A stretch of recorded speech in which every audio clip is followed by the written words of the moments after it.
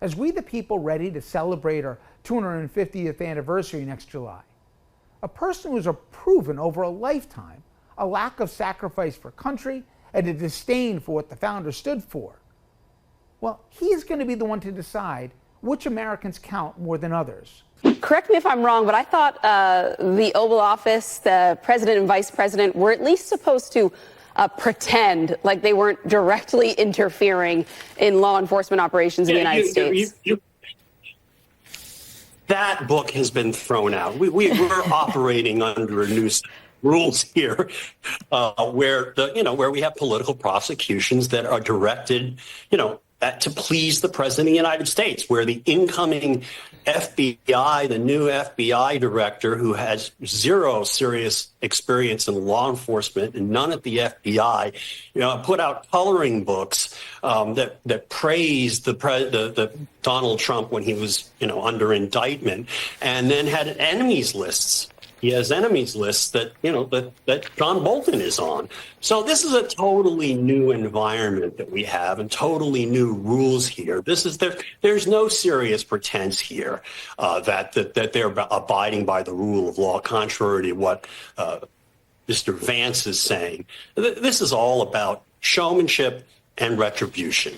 And this is just an abuse of power, like so much else we've been seeing from the Trump administration. What's happened to your party? I mean, that's what, I would say it's not my dad and Goldwater's party anymore. It's not the same party. It's not the same party. It's a completely, it doesn't deserve the name. It is completely remade as a cult, as a personality cult for this one man who is a sociopath and who basically has provided a permission structure for millions of Americans to be and act like their worst selves. We all have bad tendencies that we suppress because we have consciences. But there are people out there who basically now think it's okay to malign people on the basis of their gender, sex, race, or because they just look different, or because they disagree with them on particular things. And it's just really, really depressing and sad. And this is a party.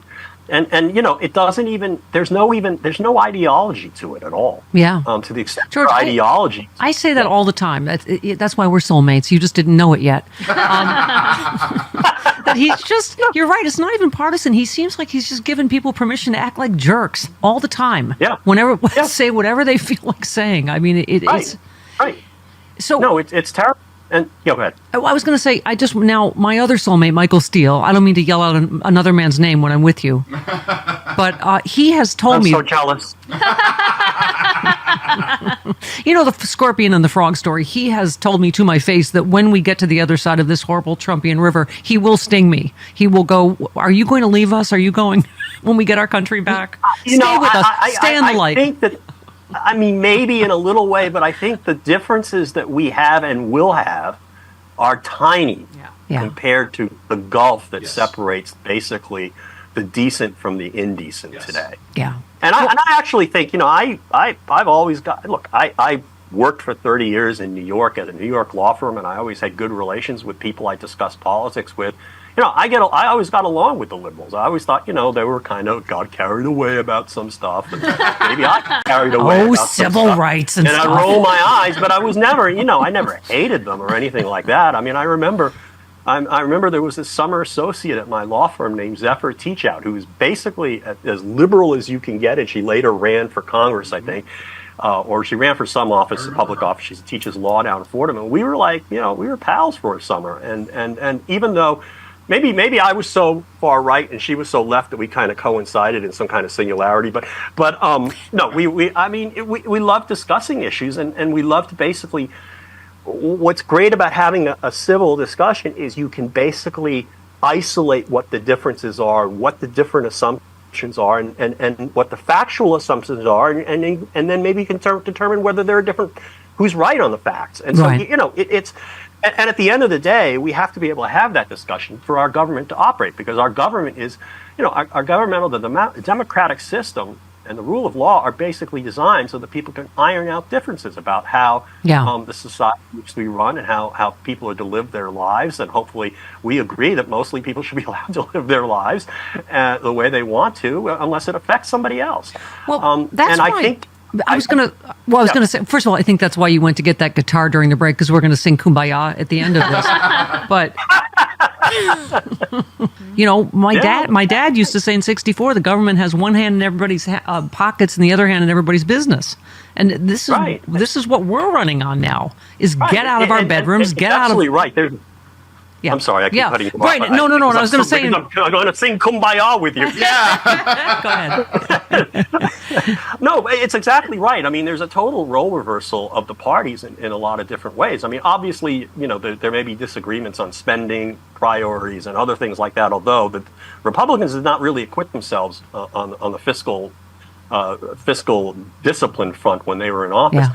But, the anti-American party is the Republican Party now. Yeah.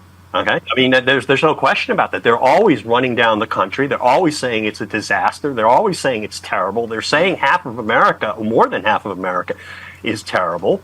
And then your point about how that there all these issues about national defense. They don't want to defend the country. They don't want to defend our allies. They all of these themes. Yeah. And get out of people's business. I mean, all of these themes were Republican themes, and they are not anymore because the Republicans they hate the country, they hate people in the country, they want to basically destroy the system as it exists, and they want to basically tell people how they should live their lives, which has always been like, that's not what we're for, guys. Yeah. You must have, but it's all But that's why your pack is my favorite pack, just Psycho Pack, because it shouldn't be partisan that Donald Trump is just clearly a psycho. Wacko. Talk to us about where the genesis of that. Well, the genesis is I've been banging this drum, as you may know, since 2018 and 2019. I was talking about this guy being a narcissistic sociopath, and that came about because I was trying to figure out, like, what is wrong with this guy? Yeah. There is something fundamentally wrong with this guy, and it's not just he's crazy, because he's crazy. We have crazy politicians. They're a little nutty, Ed Koch was a little crazy. We have some of my favorite politicians were a little crazy. Winston Churchill was a little crazy, right? Yeah. There's something different about this crazy, and it's not a good crazy.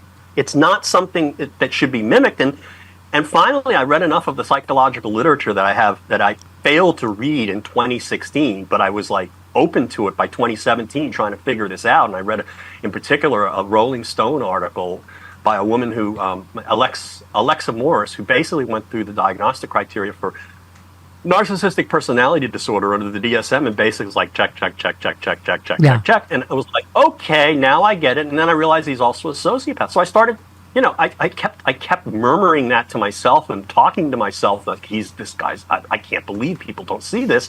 And then finally I started tweeting it out. Yeah.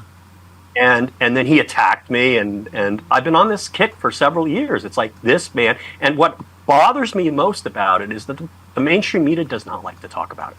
They know it. They will acknowledge it privately, but there's a fear of talking about this as a mental disorder, which it is. Mm-hmm. And so, we're trying to counteract that. We're going to go around the media. We're trying to explain to the public that this man is not well.